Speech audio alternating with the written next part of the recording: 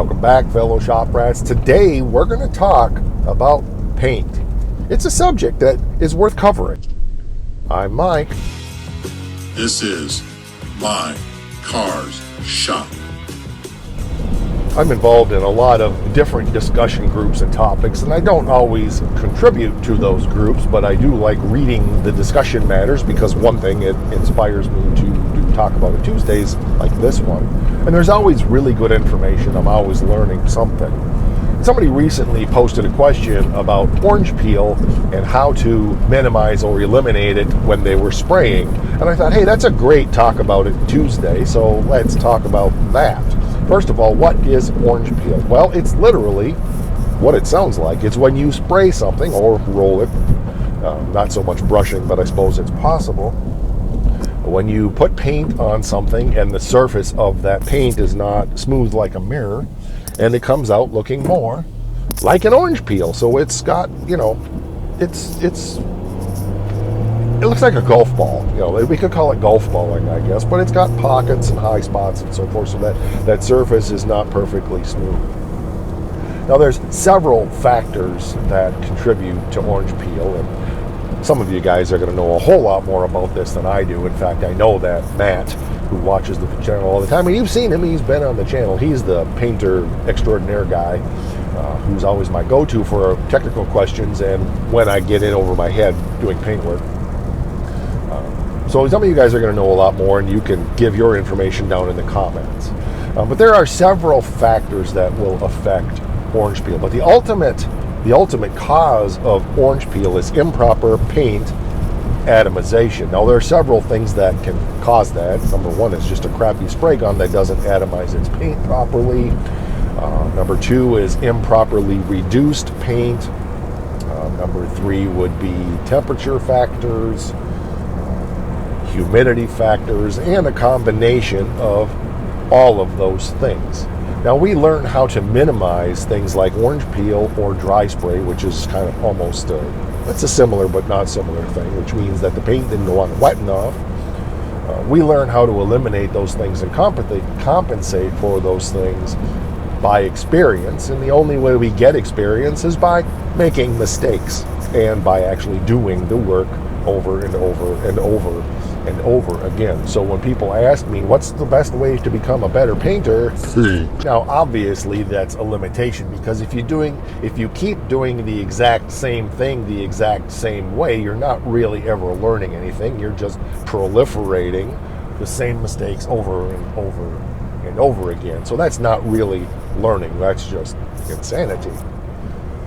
But what I suggested to this guy with his orange peel question was set up some test panels. Get a bunch of pieces of metal or whatever and set up a whole bunch of test panels and try painting on different days with different temperatures and different humidities, and try different reductions and log all of that. If you really want to take the time to learn, spray this panel here at a 5% reduction when the temperature is 70 degrees and the relative humidity is 50%. And then take that same panel and do it with zero reduction. Not that same panel, but on that same day with those same conditions, do zero reduction and do maybe 10% reduction or whatever. Some paints are more than that, but I'm just using those numbers as an example. And log how that finish cures out. What's it look like? Which has the least amount of orange peel? Then on another day when it's 80 degrees and the humidity is maybe 60%, do the same thing. And on another day when it's 80 degrees and the temperature is 30%, do the same thing. And do that over a period of several different temperature, humidity factors. Point in doing all of that is if you log all of that information, or if you do it like I do it and it's in your head after you've done it, you start to know that, hey, I'm going to spray today and it's 75 degrees in the shop and it's 60% humidity today, so I'm going to start as a baseline in my paint, reducing it by 10%, adding 2% hardener, and setting my air pressure, which is the other factor I forgot to mention, setting my air pressure at such and so an amount, because I know, and then you're still going to have to adjust as you're going. But that database of information will give you a baseline with that specific paint product. Now, I used to be more cautious with trying different paints and try to be more careful about learning that paint before I sprayed. But I've sprayed enough that I really don't worry a whole lot about it. I pretty much am able to learn on the fly as I'm seeing how that first glue coat goes down, and know that, okay, I need to make an adjustment here or make an adjustment there, or I need to reduce it, or I didn't. And that's one thing I wanted to say, and we're going to touch on this more in a minute.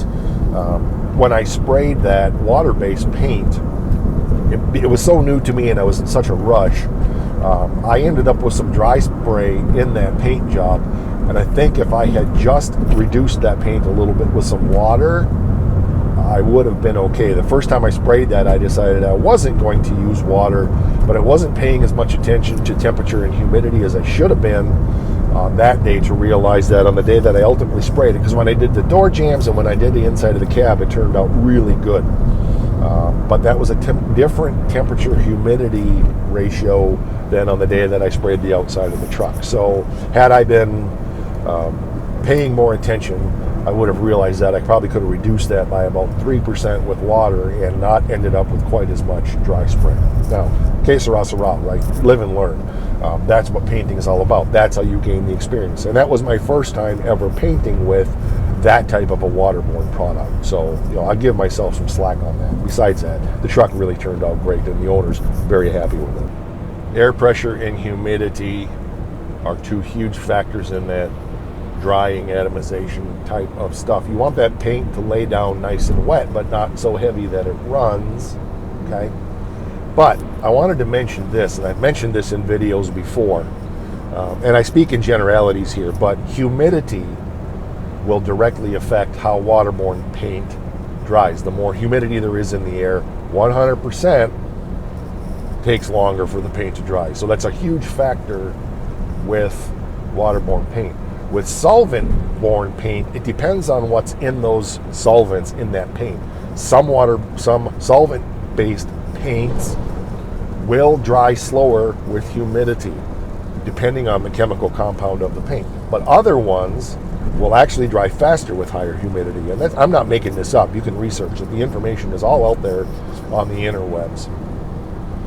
But I've also seen it by experience that most of the time when I'm painting solvent-based, especially base coat, clear coat, I have to be really careful to pay attention to the humidity, because what happens is the paint can dry too fast and it skims over and traps the solvents underneath the skim of that paint, especially in the clear coat. Base coat's not quite as much. And what happens is, over time then, those solvents will eventually burst out of that clear coat and create a hazy surface, and we call that solvent pop. Now, real bad solvent pop, literally looks like little moon craters, and it's very obvious. Normal solvent pop means you get dry, hazy spots because they're just microscopic little pinholes blown through the clear, because those solvents absolutely have to come out of there. Another thing I wanted to touch on briefly was spray gun. I don't use the highest quality spray guns. Back in the day when I used siphon guns, I had a pretty decent quality sharp gun, and I think I had a DeVilbiss for a while. Both are good brand name guns. My sharp always had a weird spray pattern to it, but I learned how to compensate for it. It wasn't that big a deal. And then I bought some cheap ATD. Well, I bought a singular cheap ATD HVLP style gun, which basically it's a gravity feed gun. True HVLP doesn't necessarily use the same kind of air feed system as we use in our shops. They use a much higher volume pump, and it's just a totally different thing. But most of what we call HVLP guns today are gravity feed guns. They're high volume, low pressure, but not really, truly low pressure.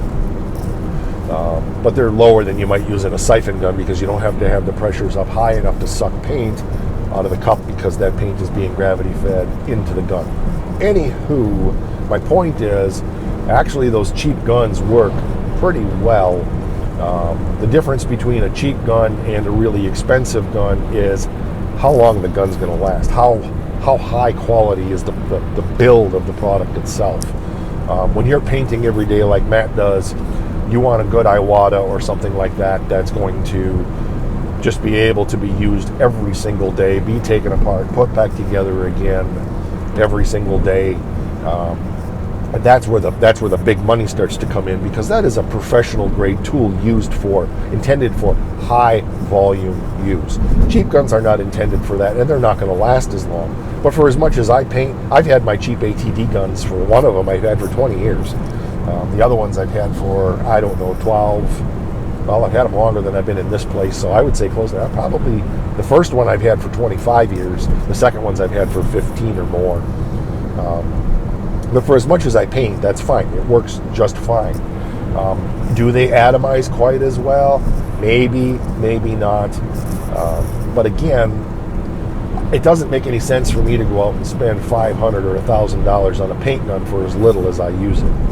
Well, as we say on the channel all the time, context isn't just the text messages you get from your criminal relatives in prison. I've painted in paint booths. I've had my own homemade paint booths. I've painted in professional grade paint booths. I've painted in my own homemade paint booths, and I paint in garages and in my shops, and I've even painted just outside in the yard. You don't have to have ideal conditions for most of what we do as DIY. So don't think that your garage won't work. One of the very first cars I painted was in a house garage, and we ended up with like big male mosquitoes all over in the flat surfaces of that paint job, and I had to end up sanding that out and got rid of most of it. It wasn't perfect, but it was painted in a house garage. Now, if I had it to do over again, I would have learned to probably what I would have done in that environment was just spray lacquer thinner in the air to kill all of those bugs out, and then go ahead and paint that car like an hour later after I swept all that crap off the car. But I didn't know that at the time, and so a lot of that stuff ended up falling on into that single stage PPG Ditzler paint that I was using back in those days. But it worked out all right. The guy was very happy, and yeah, there was a few little mosquito legs things in the paint here, the long ones, not the female, not the little ones. These were the great big spindly ones. So anyway, you don't have to be in great environment. You learn how to make your environment work for you and how you can work in your environment. You learn the kinds of products to use in those not so ideal environments. You learn how those products work based upon experience and some testing and things like that. I know what I need to do to paint base clear or even single stage enamels in my shop. I'm learning what I need to do to paint water-based paints in my shop. And you just keep adding to your library over and over, and eventually you can turn out a pretty respectable paint job. At the end of the day, most of the stuff that I turn out in the shop, I know I'm going to have to sand it out, wet sand it out, and I'm going to have to polish it. But the reality is, even in a paint booth, that's still what has to happen today anyway. So, all right, that'll do it for this one. Just a bunch of miscellaneous paint information, but particularly information about orange peel and how to learn how to build a database of information for yourself so that you can start at a higher point start at a better base point when you're painting, so that you're not having to make major adjustments in your process, procedure, and product. All right, that'll do it for this one. We will catch you on the next one. Well, I'll be here. I hope you will too. Oh, don't forget, because it's important. Rock!